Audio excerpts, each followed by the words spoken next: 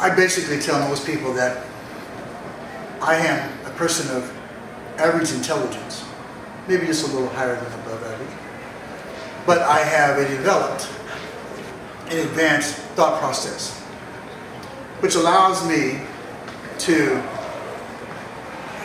take information, assess it, and to almost instantly use it in a situation or for a purpose.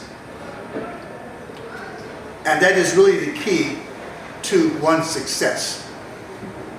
Is that it's not how intelligent you are, but it's your ability to use the information that you have and how quickly you can do that. There are some people, what I call, have a cow mentality. You know how a cow has two stomachs? And they take in data, they take in information, right? And then they regurgitate it as if it was their own. And they sound so smart and so intelligent. But when you really listen to what they've said, they've not created or demonstrated one cognitive thought that was their own. So what we do within Max Edwards is to get you to understand how to think. We're going to reprogram you in some respects to be able for you to understand, take in information, and use it immediately. Let me give you two examples. When I go home every night, I go over every conversation I had during the course of the day. Even as no more than saying hello to someone. And I'm not trying to evaluate what I said, but I'm looking for the response to the words, the response to me. Was it friendly? Was it what I expected? Yet if it wasn't, then that's what I program away. And then therefore I will make the subtle changes next time. And I will keep making changes until I get the response that I think is the appropriate one. When I go in the morning and I'm going to do a presentation, being on the senior staff, I do a lot of presentations. I will go over that presentation in my mind, and I will put at the table everyone who's going to be present. And then I will go slide by slide through the presentation. And I will be able to identify those areas in our presentation who I won't say are the weakest, but are the ones that I'm sure someone will ask questions about. Now, at that table is always somebody who is going to want to control the situation, who wants to show that they're smarter than you are, right? Who wants to trip you up or to impress your boss that they're the ones that should be doing what you're doing. And they're going to identify in my presentation those areas. And trust me, ever since I've been doing this process, I have been correct in my assessment. Now, I've not always understood what they were going to ask, but it always happened when I predicted that it would. And as a result, I'm always ready with techniques to respond to that. Rather than trying to come up always with the right answer, the best offense is usually a good question. And by asking a question, it allows you the opportunity to hear a response and determine how factual, how accurate, how important it is. If it happens to be that way, you can say, you know, that's a really great idea. I'm glad you thought of that. You know, and we need to talk about that further.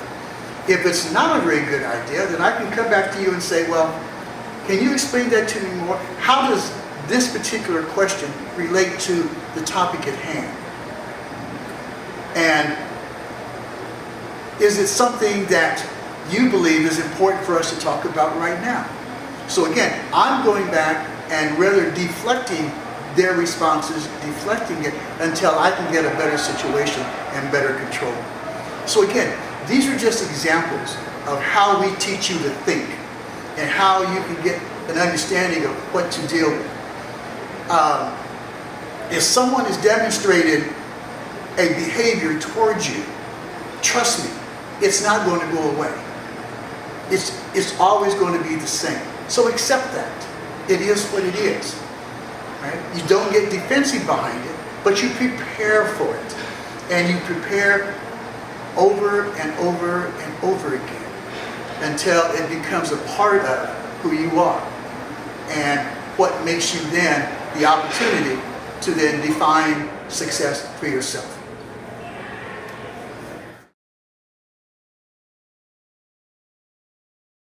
I'm going through resumes. One, I make sure that they're aligned with the position that they're applying to. And it doesn't mean that they need to have all of this experience, because at the end of the day, an internship is a learning experience. We're creating a learning environment for them. But we want to make sure that they are some way committed to this. And so I look for, it doesn't always have to be your major, but I look to see, things that you have already done. Look at soft skills. I'm looking at, are you a part of any clubs or organizations, at school? Are you, any kind of leadership role? It kind of gives me the sense that you are a well-rounded individual. And then in the interview, I try to get more of a personality sense from from the individual. So, does this person have drive? Is this person positive? Does this person have good energy? Would they be the right fit for that particular team? I look at it as an enhancement tool, right? And I tell people, at the moment at least, it's most AI tools are like talking to a 5-year-old evil genie. And by that I mean, hey, can you explain to it what you need at the level that a 5-year-old would understand, but in a way that it can't do the evil genie, hey, you asked for $1 million, I'm gonna put you on a desert island that doesn't use that currency. Wahaha, I gave you $1 million, but it's not something that you can actually use, right? Because usually when you ask AI to do something, it does it because it felt that this was what you asked for, and technically that was what you asked for. You did ask for the $1 million, but it gave it to you in pesos, and it gave it to you on an island that doesn't even use pesos, right? Or maybe there's no person who exists there.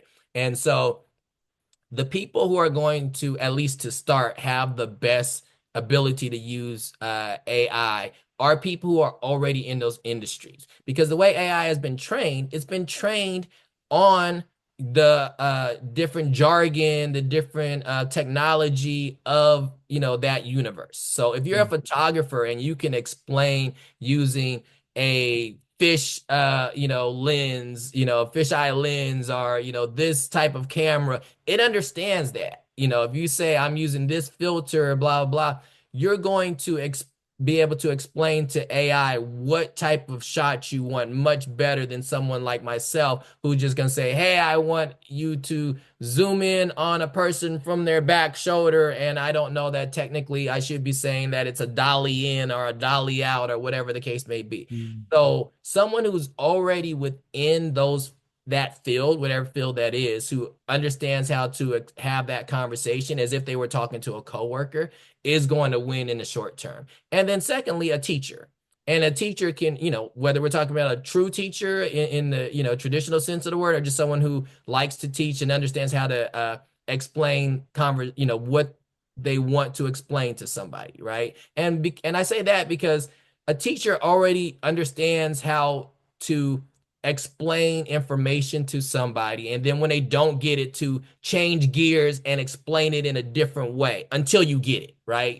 So let me try explaining it to you this way. 2 times 2, my kids now are learning math in a whole different way than the way I learned, right? But apparently you still, 2 times 2 still equals the same number, regardless of which way you did it. And so being able to explain it one way, you don't understand, explain it another way, is that same conversation. So I look at AI and any tool as being something that, one, you need to use, because otherwise you're just going to be left behind, or at least you need to understand. Now, once you understand it, if you decide, hey, I'm not going to use it, fine. But it is definitely an enhancing tool, the same way that now, 10, 20 years from the creation of Photoshop, if you had a wedding and everybody in your pictures were blinking in every shot, you're just not going to pay the photographer, Why? Because there's another photographer who can get get the red eyes out, get the blinks out, all those things. And that person using AI. I mean, using Photoshop. And in this case, Photoshop now has AI components built into it. Same thing with the DJ. Once upon a time, every DJ swore that Serato was the worst thing, under the sun. And if you're not using physical turntables and records, that you're not a true DJ. 10 years later, there's not a working DJ for the most part who doesn't have a name of, like a Biz Markie, rest in peace, or something like that, where they already had a name before the invention of Serato that's not using Serato or a similar, resource. And so I look at it as, if you have a God-given skill, you know how to write a script, but you don't know how to draw something to create the storyboard, and you don't have a friend or someone that you can hire, or the money to hire someone for a storyboard, you can get your dreams closer to reality much quicker, because previously you would have been waiting to stack up your money, or finding some random friend, or trying to do a stick figure yourself, and you're a horrible drawer, to get you from step A, which you know how to do, and you're an amazing talent in that space, to the next step. And so I'm always looking at different tools that can help me enhance what I already know how to do, but it's always going to be a creativity thing. You can definitely, if what you're going to do is make Fast and the Furious 35, AI will be able to do it, and you're just going to be out of work, right?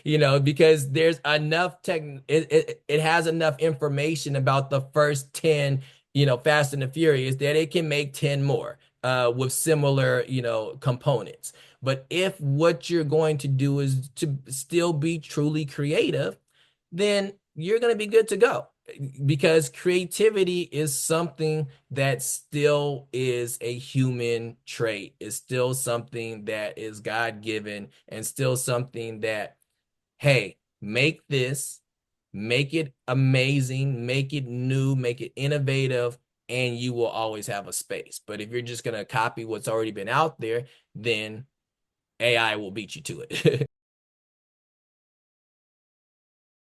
Show who you really are, things that make you happy, your passions, your family, and just, that's how you build your brand. You may like to go-kart, some people may be interested in cars, some guys might be interested in video games, you might like to stream, you might be the next, Casanat, so what you can be, but if you post who you are, what you like to do, people, and it's genuine, people will gravitate toward that.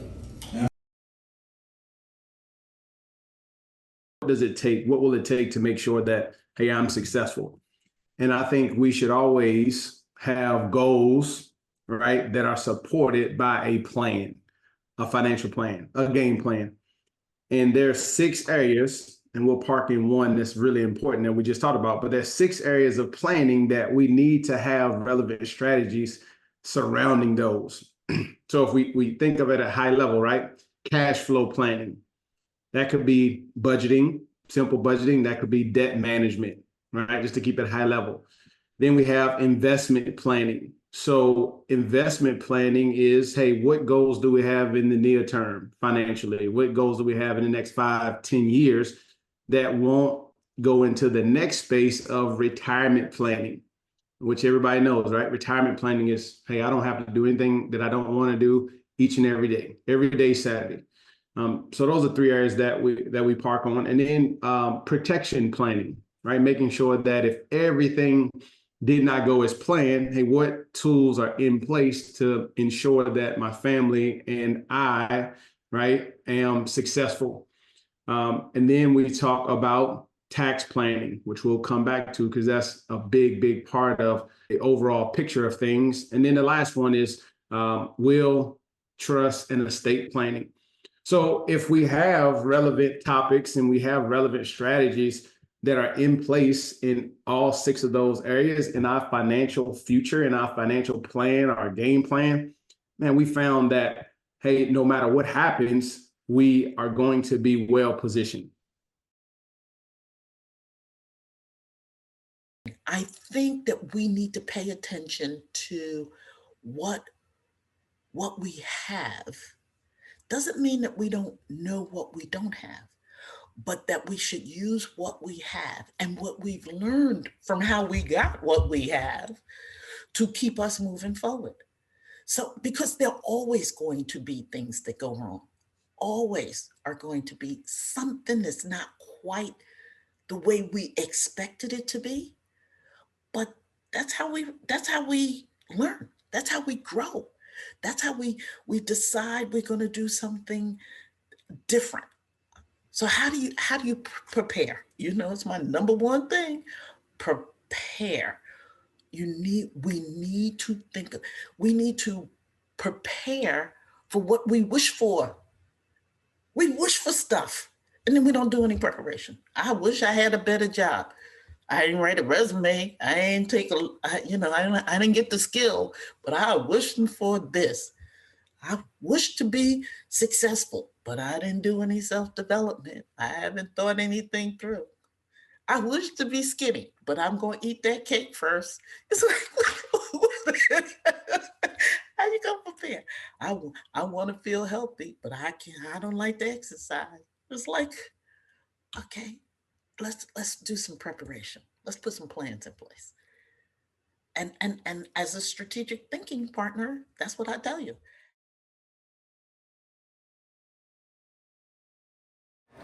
So what you want to be able to do is that to understand is that what you learned this morning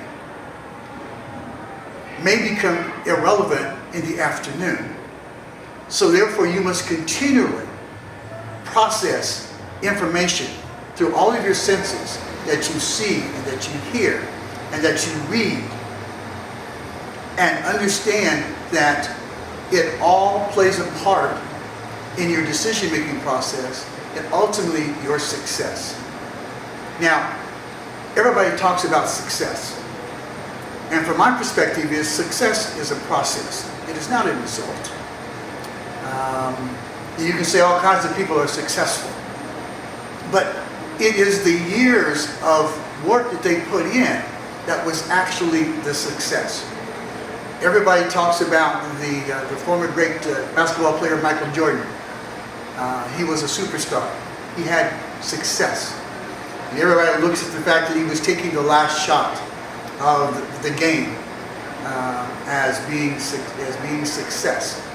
Well, it was really the 15,000 jump shots that he took prior to that throughout his career that was actually the success. The democratization of the creator economy just lends itself to more competition. So you got to be ready when you get that one break.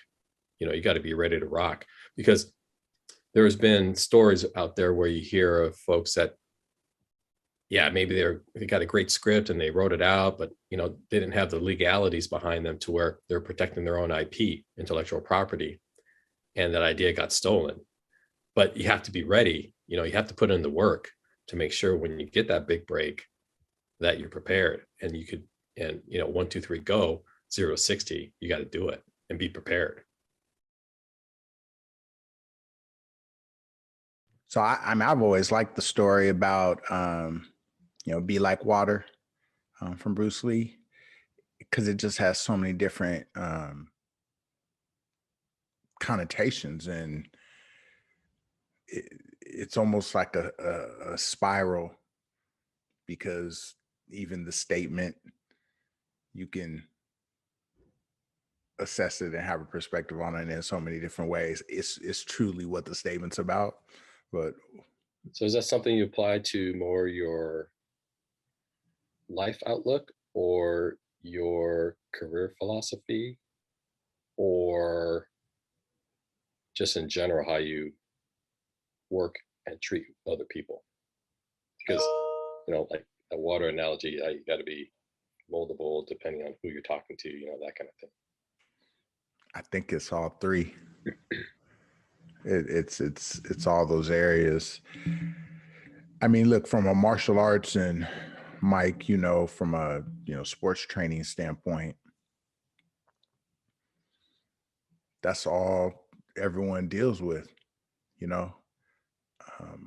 I remember just going to tryouts back in the day for Little League or Babe Ruth, and you got to instantly make friends. You're competing, you're encouraging other people. You got to on the fly follow direction, and it needs to be not flawless, but it needs to be at its optimum. So even just going into if I were to equate that to like a networking situation where you got to work the room, you can't force it. Kind of got to be like water.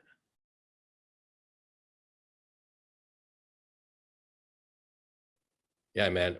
The best advice I got when I got laid off from Time Warner is, and it was during the financial crisis, so nobody was hiring in New York. Said, "Hey, man, you're a recruiter. All you need is an internet connection, computer, phone, mobile phone. Just do it. Don't think about it. Just go work for yourself. Get your own clients. It's better to get. You have a more chance of getting acquired versus hired in this economy." And I said, "You know what? You're absolutely right." And that's why I created my own search firm.